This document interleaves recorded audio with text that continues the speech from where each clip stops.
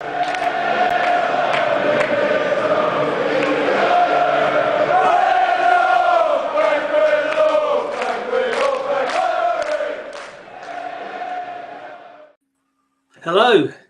sir. Hello. How are you? Right, so I'm hot. You're hot, yes. It's that kind of weather. We're doing something different this time. This is the first ever North Bank Meets, where I invariably chat to another Arsenal fan about their love affair, their lifelong love affair with Arsenal. So let's get cracking. Where did it all begin? Why Arsenal? Why Arsenal? Well, it's a family connection. Growing up in Lincolnshire, there's no big draw for a major team. You know, there's a few teams sort of hovering around the lower leagues, but you know, everyone had a top flight team, and there were just enough Gooners in my family to point me that way. And it was actually my mum's uncle, Eddie, who sadly now passed away. He was Arsenal mad.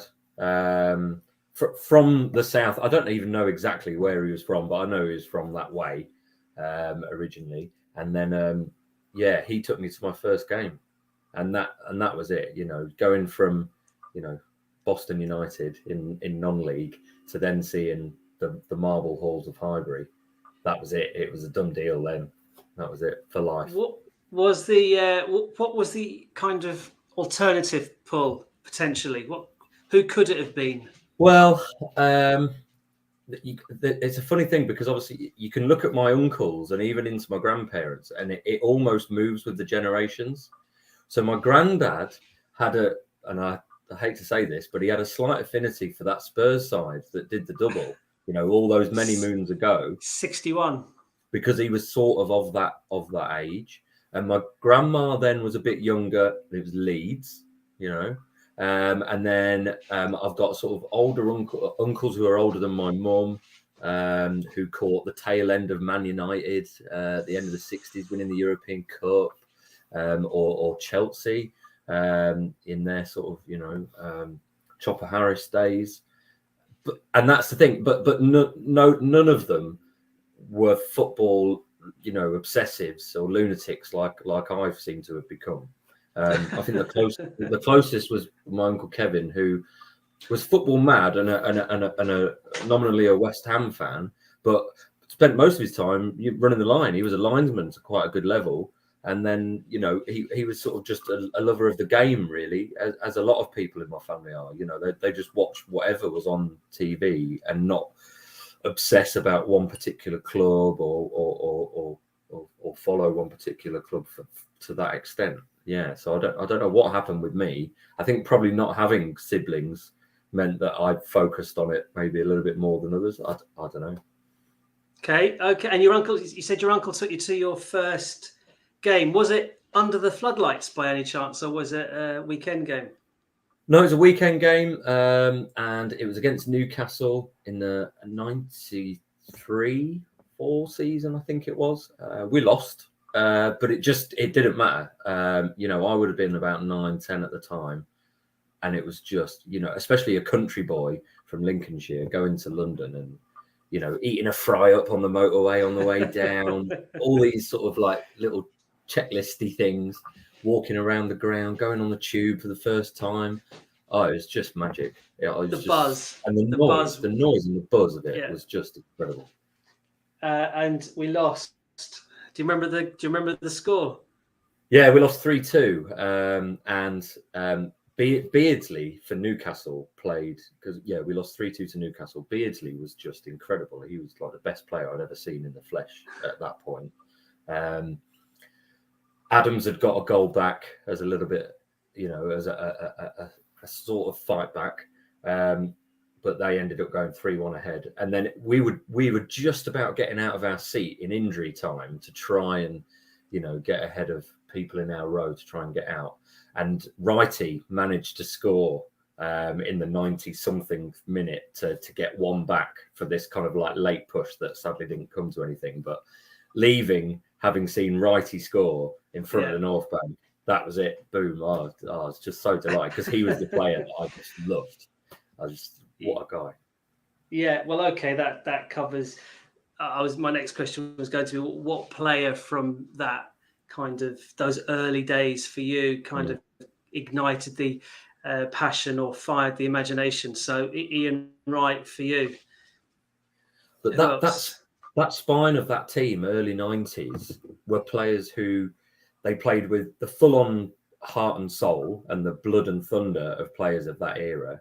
But they also seemed to enjoy it so much, you know, Merson and Adams, and too much, especially, yeah, or maybe too much. But you know, that was all. They just loved playing for Arsenal. They just loved playing football, and that was infectious. Especially Wrighty, you know, hearing stories now about, you know, he celebrated goals because he had a PE teacher or something that told him not to celebrate because the game wasn't won or whatever. And he just, you know, ripped that up and celebrated every goal like it was his last. And that was just amazing.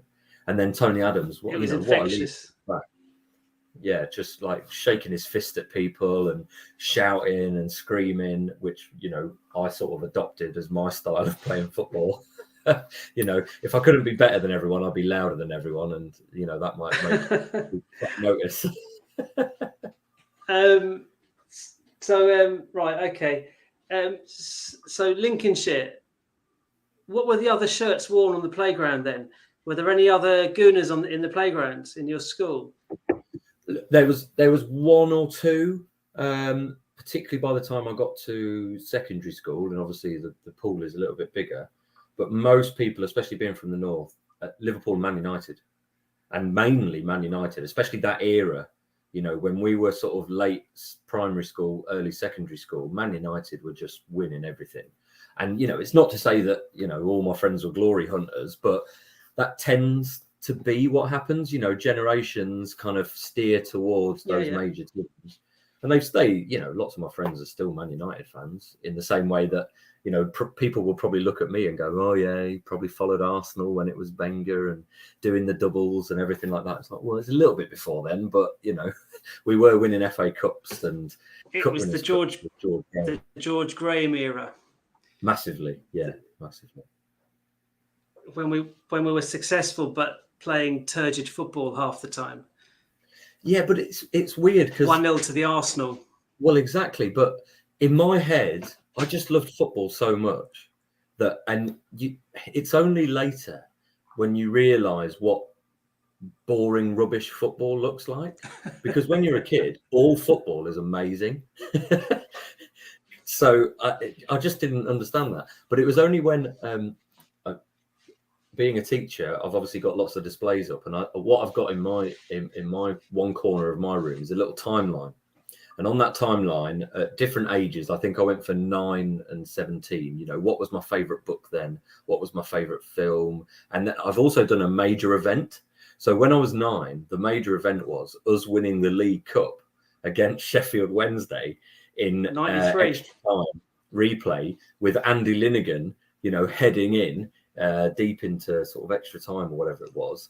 And I remember watching that at a friend's house, a friend who didn't really like football, and going absolutely ballistic because we'd won and, you know, we'd won a trophy. And I was really starting to get into supporting Arsenal, not just football, but supporting Arsenal as well. But the newspaper article I found to demonstrate that on my display in my classroom is this. I can't remember the name of the reporter, but it's basically him having this absolute rant about the anti-football style that George Graham has basically turned us into. But in my head, that was this glorious victory crowned off by Andy Linnigan rising 40 feet in the air to head in from a wonderful corner after an amazing game of football. But apparently it was absolutely awful. But in my head, I'm a kid. I look at it through the mind of a child. It was amazing. But it doesn't matter. What matters is winning that trophy. Oh, it doesn't matter how. Yeah, and even better if we can wind up the option as well, and their fans. Even better. There was so you've kind of answered my next question, which was like, what kind of sticks in your mind most about that era, those kind of the early years of your association or connection with Arsenal? Did you get to many games? What that you've already alluded to some of the rituals, um, the fry up on the motorway and in around the ground. If you read Nick Hornby's Fever Pitch, I think he had to bite the head off the same coloured jelly baby at the same place on his way into the stadium or something. It's like, I know I used to have to cross the road at take the same route, cross the roads in exactly the same places. Otherwise, we'd obviously lose. So, what about you? What kind of takeaways? It took a while for those sorts of rituals to kick in. But again, being from Lincolnshire, being so far away, growing up pretty much, broke as well, it meant that everything was really limited and it happened in stages. So, the early days of any football was just the big match on Sunday, which was, I think, on ITV. I remember watching Wolves a lot at that time. I don't know why. I just remember Steve Bull being a major figure that was on TV because they always seemed to show sort of Midlands teams quite a lot. But then the more Arsenal sort of took off, it was a case of, take it where you can get it. So it was getting my auntie and uncle, being the only people in the family who had Sky at that time, to record if a match was on or highlights. I mean, then obviously all the free to air, it was Match of the Day. Match of the Day was huge. You would wait all week for Match of the Day and that music to kick in and watch Grandstand and check scores on teletext. 303 live scores. I still remember the number. It's absolutely crazy. And you were just waiting. I'd spend the afternoon, my dad would pick me up. We'd go sit around my auntie's. If there was nothing on the Sky Sports that we wanted to watch, we'd stick teletext on and we'd just watch the scores just flip from page to page. So, it would be 0-0. Then it would be 15 minutes going through all the other scores. And then it would come on, it would go 1-0. And you go, yeah, but we scored that goal 10 minutes ago. But it just come on around on that page on teletext at that time, which was, just the only way we could consume it at the time, which seems mental now. I tell you what, considering kids these days don't know they're born, do they? Yeah, pick up your phone and you've got every game in the world at your fingertips. It's just absolutely crazy. And then, and the other thing was, I became obsessed, football stickers, and then the odd magazine, so Match and Shoot, which I didn't get all the time, but with a little bit of extra pocket money here and there, or doing odd jobs, I could scrabble a few quid together and then buy some things like Shoot and Match. And I was more keen on anything than the posters and free stickers and things like that. And I'd just plaster walls in my bedroom with stickers. I remember being so excited when we signed Stefan Schwarz, because Arsenal had a player called Stefan and I was called Stefan, and I just thought that was the most amazing thing in the world. And I thought, if he turns out to be the best player ever, I am going to lord it up. And he was with us for one season and was all right. Didn't he score a very important goal in the Europe against Sampdoria? From quite a long way out. Rings a bell. Yeah, he was a bit of a left-footed wand on him, didn't he? So yeah.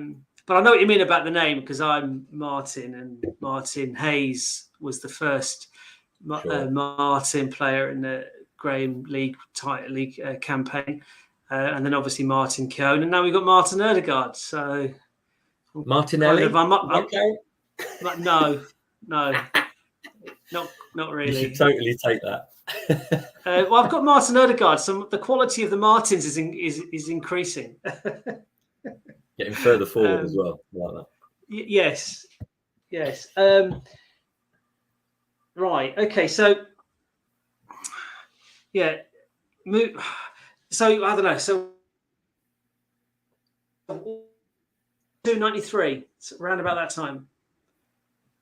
Yeah, so 93 was when I remember we won the cup double against Sheffield Wednesday. Cup Kings. The Cup Kings, yeah, absolutely. And that was the really, DVD. That was really when I started following Arsenal. I would say, to coin a phrase, full time. It definitely became a full time session.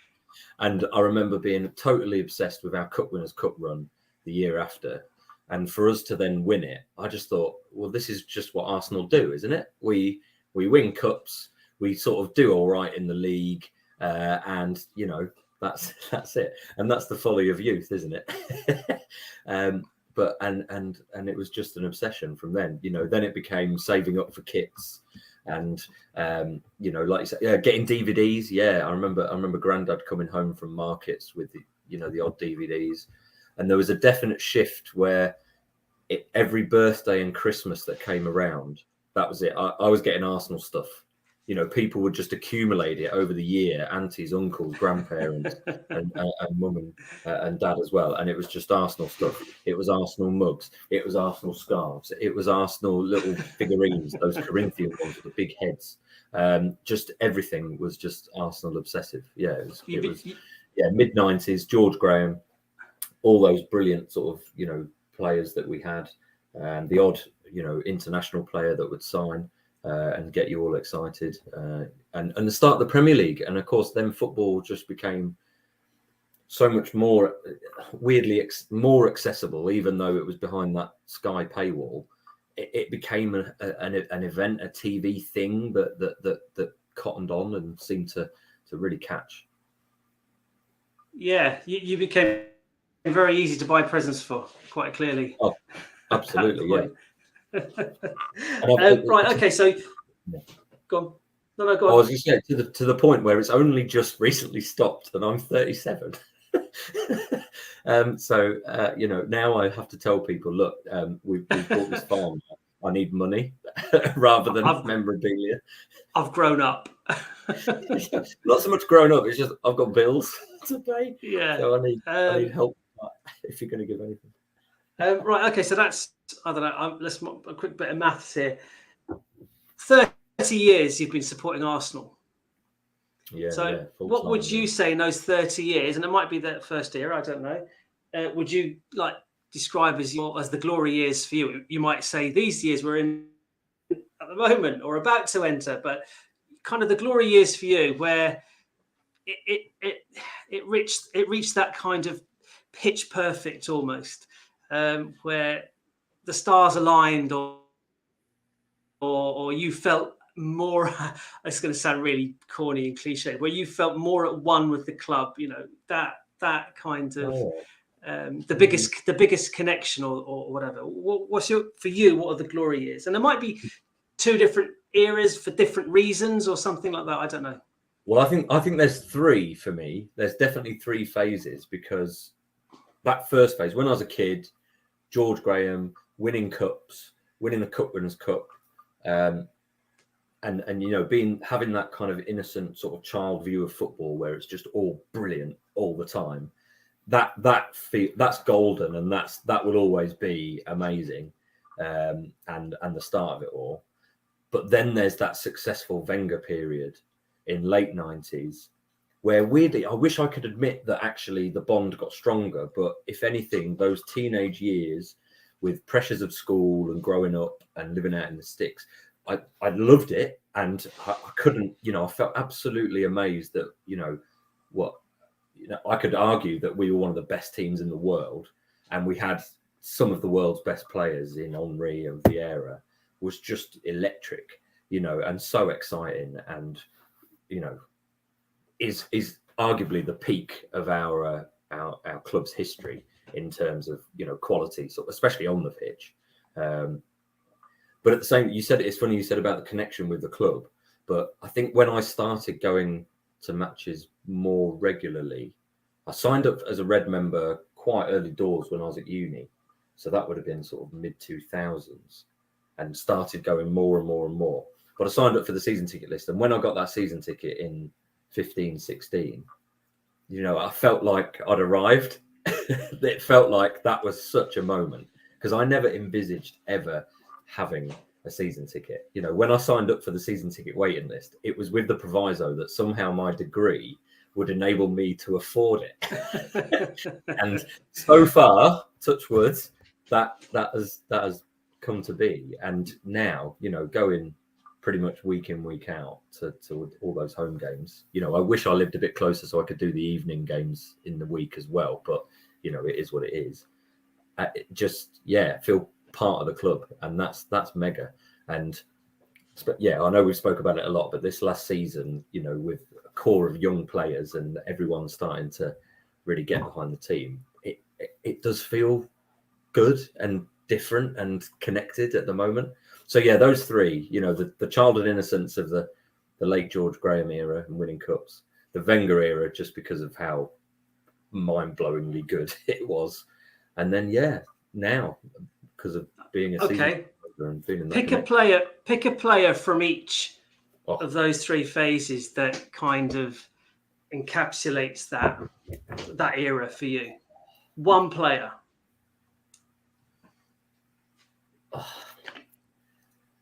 I suppose with the childhood innocence and the joy of it, it has to be Ian Wright at the start.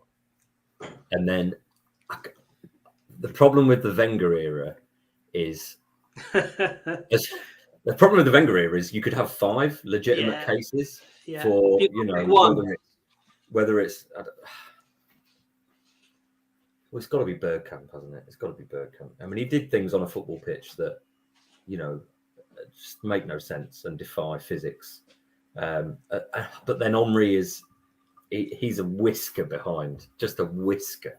Because and I think the thing with the Henry was the arrogance to back it up. I remember before I really went full time with Arsenal, actually being quite drawn, and I've said this before as well, to Cantona. There was a kind of weird magnetism about Cantona because of his arrogance and the fact that he could back it up. And Henry had that in spades as well. Just score a goal, look at the opposition crowd, and just, that's what I do kind of thing. Yeah. Modern era is really difficult, the modern one, because since I've had a season ticket. Ozil? Well, no, actually. Sanchez? Sanchez probably comes to mind. Ozil was class. He really was class. But Sanchez had that kind of, you don't know what he's going to do. Explosive. He quality. Would get you out your seat. He'd get the ball and you just stand up because you were waiting for something to happen, and that kicked us forward. Yeah. What about Fabregas? Well, that was pre-season ticket, but when I started going as a Red member mid-2000, I mean, I just loved Fabregas because he was a kid and he came through. He's only a little bit older than me, I think, and felt part of that generation going up. Like, Fabregas is what we could be. Not that we ever would be. He was a one in a generation to come through an academy the way he did. But he was amazing. So my next question was on that kind of that glory years era, but you've listed a few of them. So it kind of makes my follow-up question a little bit redundant. It was going to be like, I suppose it's more relevant for the most recent one. Now you're kind of far more active in traveling to the games, both home and away. What's your most memorable game from that era? From that era, what's that? Is there any one game that stands out? And it may not be an obvious one why it stands out, but no, or one or two, because that's a tough one to narrow that down. From the 3 eras that I mentioned. Yeah. From the late George Graham era, I think I've got to go. I mean, the winning ones were great. Beating Parma in the final, and even the Sampdoria semi, as well as I mentioned Sheffield Wednesday in the League Cup when Linegan scored. But weirdly, the one that really sticks, and this probably says more about me. The games that are really memorable are the defeats. So especially as a match-going fan, as a watcher on TV, it's the Naeem goal. I mean, it's just there. It's in my brain. It's embellished. I can still see the TV screen, the shot of him wellying it. I can still see Seaman laying in the goal. Just, that is embellished. The heartbreak you feel as a kid. It had to be him, didn't it? It had to be Spurs. As soon as they said he plays for Spurs, I was like, oh, right, okay. I know how this works. And I could have only been 10. And I already knew. And then I from Yes. that second era, and it kind of typifies how things finished with Wenger. Really, it has to be Paris, doesn't it? God, that is still, I feel like, there's a big trend at the moment for these multiverse kind of stories, with Doctor Strange and all that kind of stuff. The world where Arsenal won the European Cup, because remember, we just built the Emirates. If we were European champions going into that new stadium, the buzz, the players we could have attracted, the players we could have kept, and that aren't just... Yeah, I wonder where things would be now, but that things out. I mean, as a winning game, just was it the 2-2 Spurs? I remember watching that and just being hilarious. Like they were giving it the big one. Oh, when they thought the 2-2 draw had stopped us from winning the league. That's just incredible, and them celebrating on the pitch. Yeah, was it Ashley Cole with the blow up trophy in the centre spot? You've got to love that as again, what would I've been a teenager, late teens, watching that on the TV. As a match going fan, what I remember more are the victories, and that's the weird kind of feeling when you're there. The victories are so, they bring out such adrenaline and such a rush that it's like nothing else. We've spoken at a game before that I wonder what other people are into. Where do they get this feeling? Yes, yeah.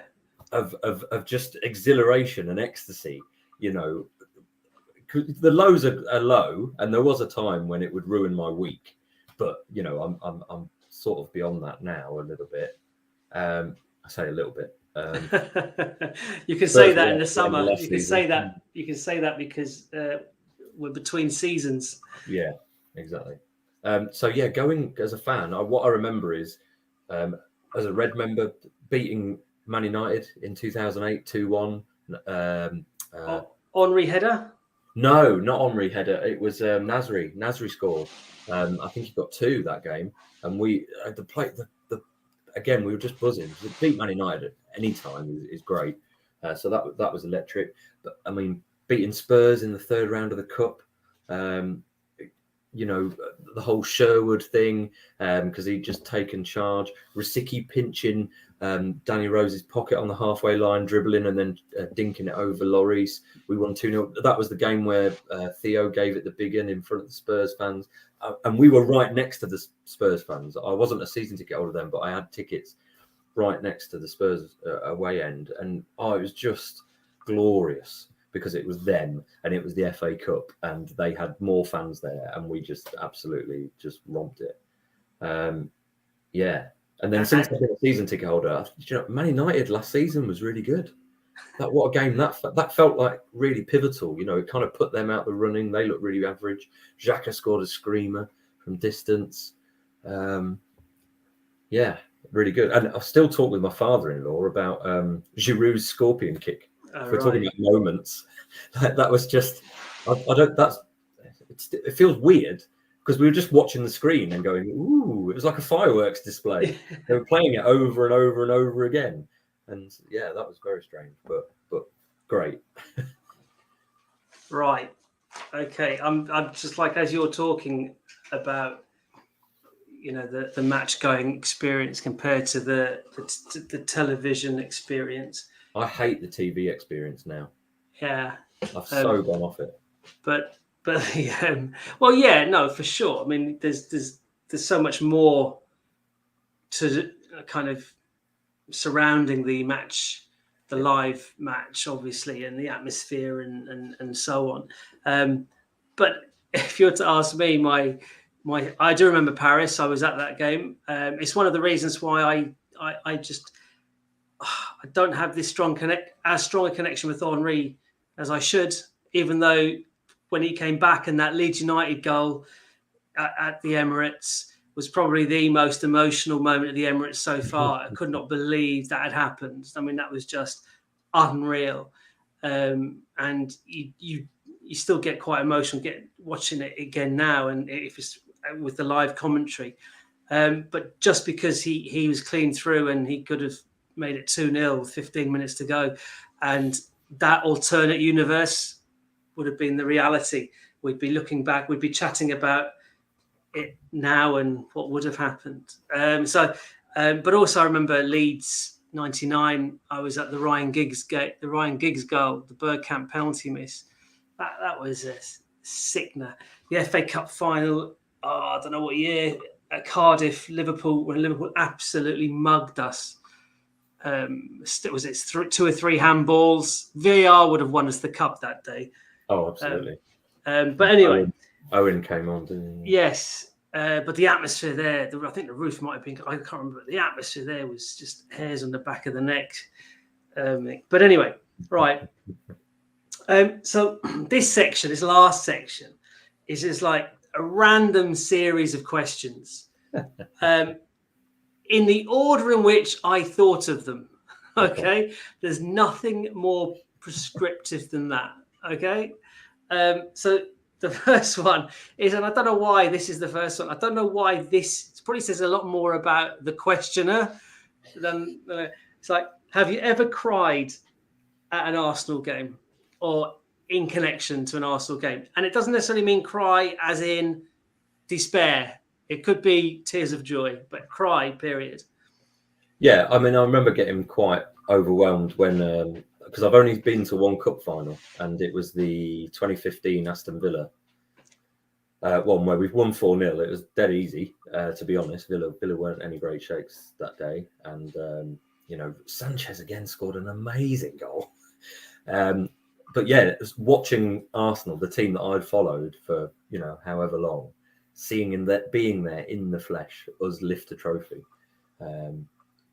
was just quite overwhelming. And again, it's that thing. I keep going through these sort of life milestones where, growing up as a council estate kid from Lincolnshire, I never thought I'd own my own house. I own my own house. Never thought I'd have a new car. Got a new car. Never thought I'd have an Arsenal season ticket. Got an Arsenal season ticket. And all these things keep happening. I was like, these things don't happen to kids like me or from my background. So being there, watching Arsenal lift the FA Cup, that was quite emotional. Quite a significant moment. Being emotional at Paris or whatever. But Wenger's farewell, I don't think I've quite processed that yet. Do you know what I mean? It's weird that hasn't even come to mind, but that really was quite an emotional time. That guy who had been around the club for so long and done so much, to then sort of go, and he had that kind of farewell tour where it was announced before the end of the season, and there was a few games still to go, and the whole Merci Arsene send off at the Emirates was a big moment. Yeah. Well, it's funny you say that. I'm doing a top 5 best Arsenal signings this week, and I was going through my list of top 5, and I've actually Wenger's one, right? Well, he is number 1, yeah. He's got to be number 1. I've already recorded them as well, so it was like, because it was, most people watching them will assume it's football. It will be the footballers, and to be fair, when I started at first, it was, but then I thought, hang on a minute, all these players I've just picked as my favourite signings, they've got one thing in common, pretty much. Monsieur Wenger, and I thought, well, there you go, he's top dog.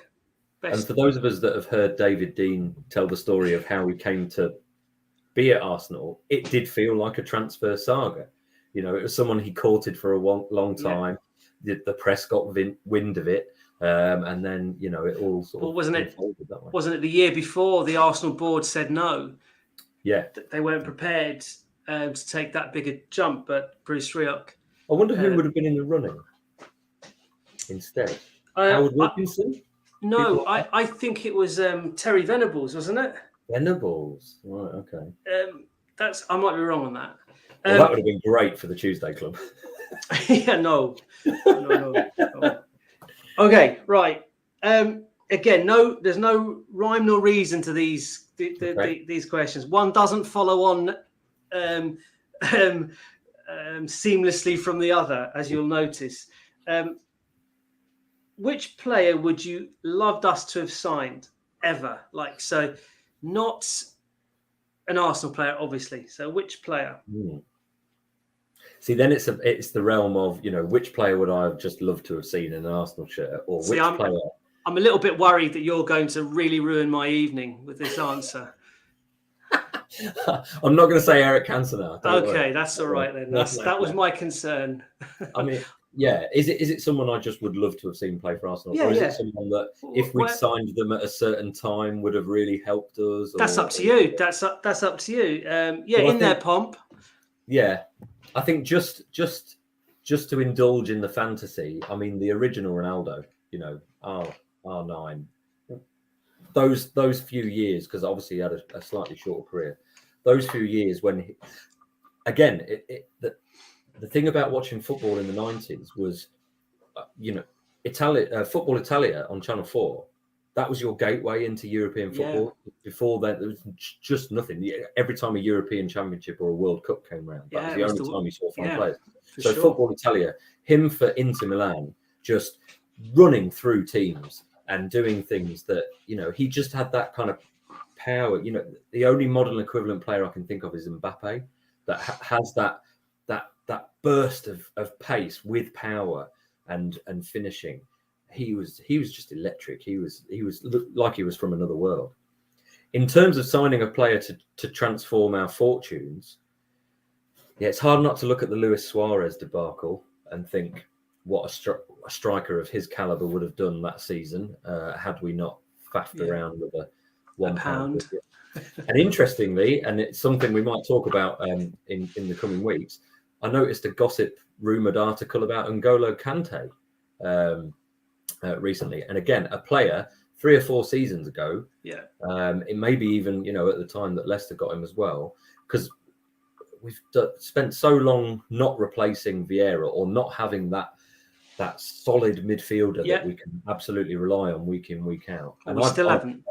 And Kante is almost overlooked when people look at that Leicester team and how well they did. They think of Vardy and Mahrez obviously as well, but Kante was just the engine of that room, engine of that team. Well, all his teammates say it's like playing with 12 players. He plays the role of 2 players. He's just relentless.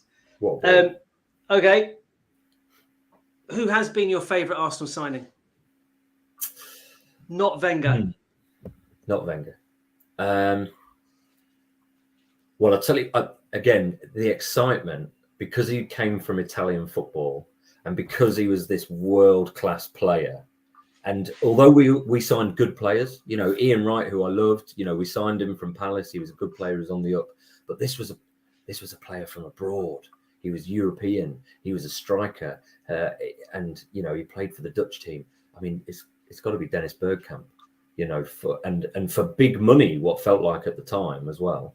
And it was just so exciting to have a player, you know, that, you know, he would be a player in your sticker book that you were really trying to get hold of, and stuff like that. So yeah, really exciting. It's got to be Bergkamp, I think, for me. Yeah, his signing was pretty transformative for our club, wasn't it? Yeah, it moved us up as a club. It made everyone sort of go, okay, that's a quality. We had a good team. We had a great defense, obviously, brilliant, you know, players, but that was another level. That was the Gabriel Jesus of his. No, we shall see. Bergkamp signing was the kind of signing. There's only 2 signings I know exactly where I can remember exactly where I was when I heard we signed them, and he's one of them. Who do you think the other one is? I can remember exactly where I was the second I found out we'd signed him, and it was a bolt out of the blue. Ozil or Sanchez? Nope. I've got no idea then. Go further back than that.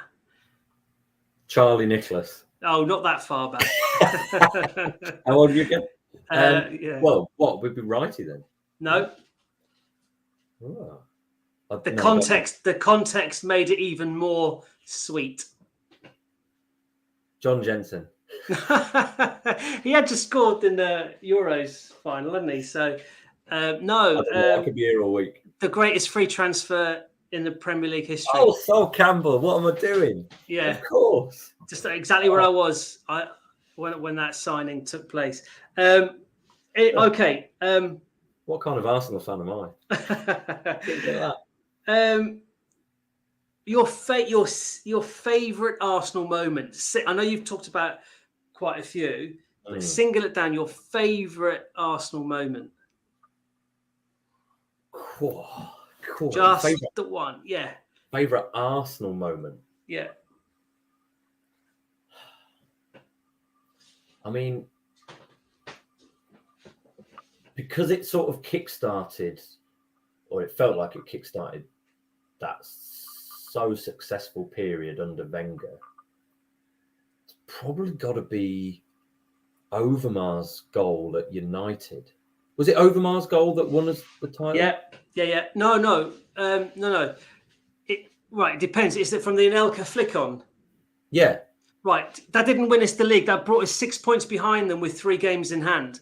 It's the game. We were so far behind them, but we won 10 games in a row. And that was the game where we basically, psychologically, we won the league that day.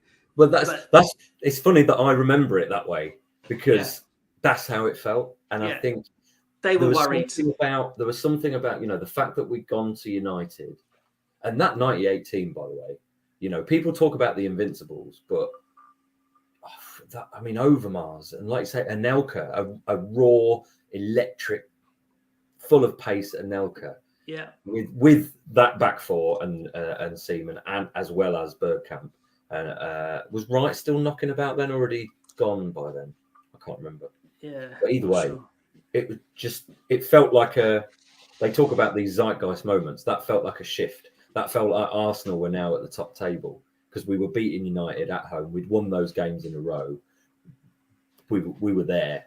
And it's funny, because you ask a United fan, and they won the treble the next year. Yeah. But they don't talk about the treble. They talk about not winning the league in '98. They talk about, it's really bizarre. It's just it's the I don't know, the vagaries of a football fan, isn't it? You tend to look at I hear Gary Neville say this a lot. He remembers and Rio Ferdinand, the games they lost, the titles they didn't win, not the titles they did win. And United players as well. They bottled that league title, 98. We won the double that year. We should have won the double. 1999 never happened in my book. I've tried to wipe it out. I can reel off all the defeats. Don't worry about that. And it will start with Naeem in Paris, and it will end. Yeah. Probably end with the Leicester winning the league season, when we really probably should have done a lot better. We didn't blow it as spectacularly. No, it wasn't on that level, but at the same time, it does feel like a missed opportunity. Right, my next question.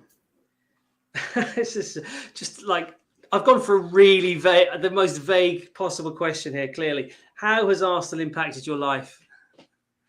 Oh, it's absolutely ruined it and shaped it, and it's had far too unhealthy effect on it than is regularly. My skin is inked permanently with Arsenal. I've got a wardrobe, half of which is dedicated just to bloody replica shirts. These cost 50 quid a time. It's just I've got a box here. I'm selling stuff on blooming, Facebook and eBay.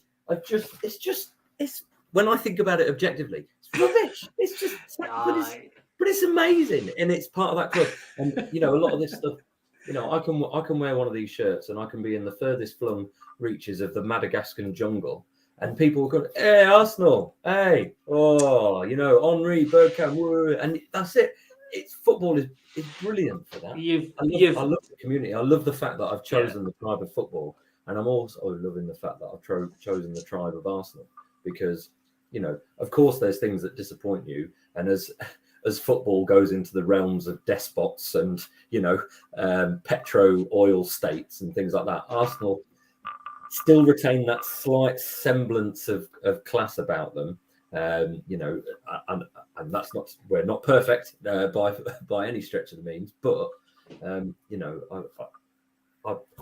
love it. It's just brilliant. Yeah, it's you've nicked one of my other questions. Was, do you jerseys spot abroad or keep a tally? I keep a tally. Yeah. I've recently been in Athens, and Arsenal beat Man United 2-1. But bizarrely, my county in Ireland, County Mayo, beat United and Arsenal.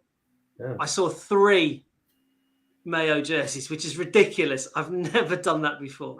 That is ridiculous. But anyway, But right. So even I remember being on the Canary Islands, and it was when Spurs were in the Champions League, when Bale was doing his thing for them in the Champions League. But I remember obviously cheering on whoever Spurs weren't playing in the bar, and there was a Spurs fan in there as well. He'd had a lot to drink, and he soon clocked why I was cheering for the opposition. We became best friends. We were on the same flight home, and we were chatting. And it's all petty rivalry at the end of the day, because it's football. You can talk about everything. Weirdly, in that same place in Gran Canaria, I don't know if it was the same year. I don't think it was. It was when we played Liverpool at home, and Jamie Carragher was knocked out on the pitch. And there was like 120 minutes of like injury time. Not the Abue goal. The Abue one. And I remember I literally finished on the floor on my knees in this bar with my head in my hands. But my father-in-law was kind of having to apologise to this Norwegian guy and his little son, sort of saying, "Yeah, he takes it a bit too serious." And I'm just in bits on the floor on holiday, just embarrassing my father-in-law. But it is what it is. I'm pretty sure everybody can relate to that in some way, shape, or form. But again, stepping back from it, it's so pathetic. But I care. I don't care. No, absolutely. Yes, It's passion. And it's memorable. And it's just exactly. It like, how many other moments happened in that holiday that you will never ever remember, but yet you'll remember that one? Do you know what I mean? All I remember. Exactly. So, I've kind of merged into the next question, which was, what kind of friends, connections, etc., have you made because of Arsenal? So I know you do a lot of the travel with the Norfolk Travel Arsenal supporters group. So I'm guessing that's kind of fostered quite a few kind of long-term, lifelong friendships. You're doing this podcast with me. That's another sitting behind you at the stadium. I know. Two English teachers. How'd that happen? That is uncanny, but brilliant.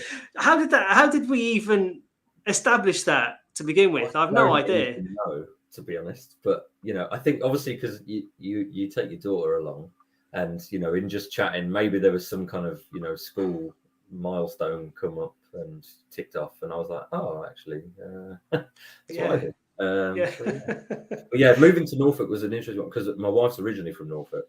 And we had been living in Hampshire, in Farnborough. But after her illness, she said she wanted to move back to family. So we moved there. And it was just a way of trying to meet people, really. When I clocked that there were supporters clubs in Norfolk, I was like, okay, well, that's what I'll do then. Because I was going to more games, and then managed to blag my way onto an away trip to Sunderland, and didn't look back, really. It's all good. Lots of friends. I've recently been to one of those guys' weddings, to his reception, and it's that kind of thing. It's how it's my social life at the end of the day. Yeah, brilliant. And that's again relatable. Right, favorite all-time Arsenal chant. Oh, and you've got to keep it clean. I do have to keep it clean. So you can just bleep. You can just bleep yourself. I'm not asking you to demonstrate it though. You can just reference it. I'm going to come out and say that my favourite Arsenal chant is probably one that I can't say on here, because I do love them. I mean, I like the ones. I mean, the El Neni one from this season was absolutely banging. I love it when they're properly inventive. I even enjoyed Dani Ceballos as well. Dani Ceballos. He drinks a Stella and he eats paella. That kind of thing. It's probably a little bit xenophobic, but never mind. Yeah, cultural stereotypes. we do love a cultural stereotype. The football fan is a simple breed. Exactly. I do like ones that go on quite a while as well and are quite wordy, but they never seem to take off. As I said, the football fan's a simple breed. That's it. Yeah. I even struggle with the words of the Lacazette song. And that's not even that Oh, tricky. yeah. My little brain can't cope with that under pressure. Yeah. There was a short period where in our section at home, because Aubameyang just got one of those elongated ones. Aubameyang, Aubameyang, Aubameyang. That was the one that took off. But there was a short time when people were going, Aubameyang, do, do, do, do, do, Aubameyang, do, do, do, do. And again, it didn't stick because it is a little bit childish, but never mind. I quite like that. Yeah, gone back to Bergkamp, walking in a Bergkamp wonderland, or Freddie's got red hair, but we don't.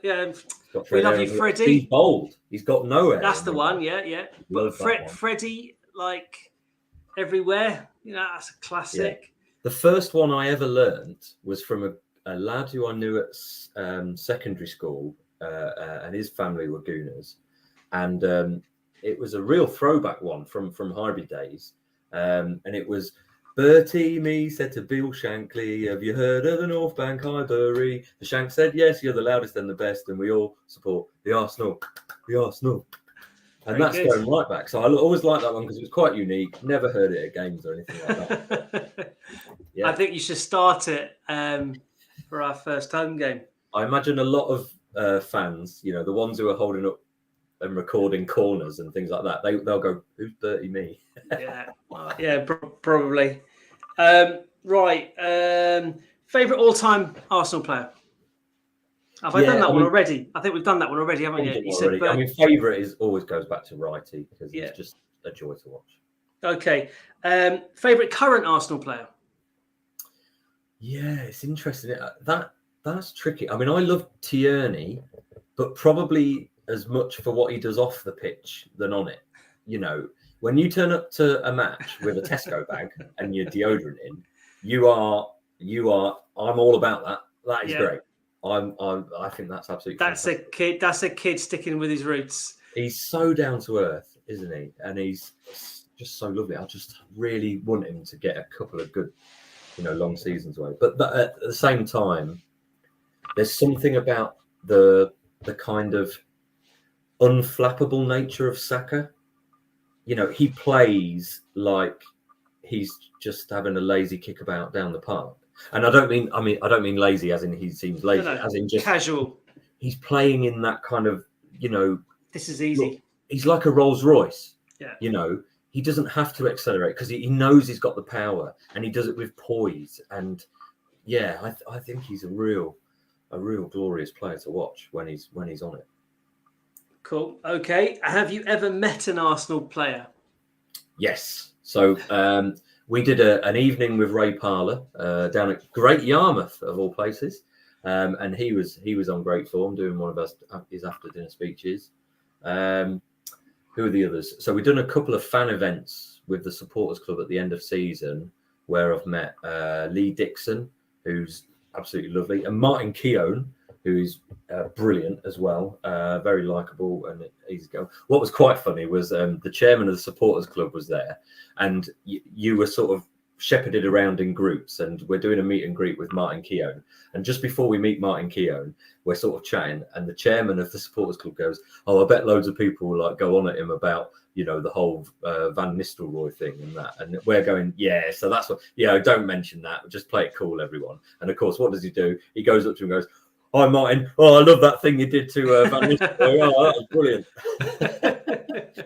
Keep it cool. He was great. And I think that might be it, to be honest. So you've not bumped into a player like in something unrelated or just in their normal day-to-day lives? No, I mean, no, definitely not in their sort of day-to-day life. Around the ground, bits and bobs here and there, the odd person passing in their car, but, no one doing their sort of, Tesco shop or anything like that. Okay. This is a negative question, but I think it's quite interesting. Fine. It's football. An unpopular Arsenal opinion. Well, it's an unpopular football opinion, but I hate that whole thing of, that big club mentality. Look, there are obviously big clubs and little clubs, but that whole thing of entitlement really pisses me off. When people act like Arsenal should be entitled to success because we're Arsenal and we've got history and we've got a big stadium and all that. That really gets on my bloody nerves. So a bit of humility. Yeah, exactly. Yeah, the lack of humility in football fans. And then again, it's a more broader point. It's not particularly Arsenal, although, you know, the owner having a channel in America dedicated to blood sports is not a great look, to be honest. But those sorts of things where, you know, I suppose it's that mentality. You know, there is a generation of football fan who doesn't see football the way it is today. You know, today it is a squad game. You don't just put out your best team every game because that's not how it works. And you don't know what's going on behind the scenes and, you know, stuff like that. At the same time, I'm very much a grumpy old man because I don't like people taking selfies at football. I don't like people recording corners so that if there is a goal, they can put it on their social medias and get more hits. I hate that thing where they're filming themselves watching the game.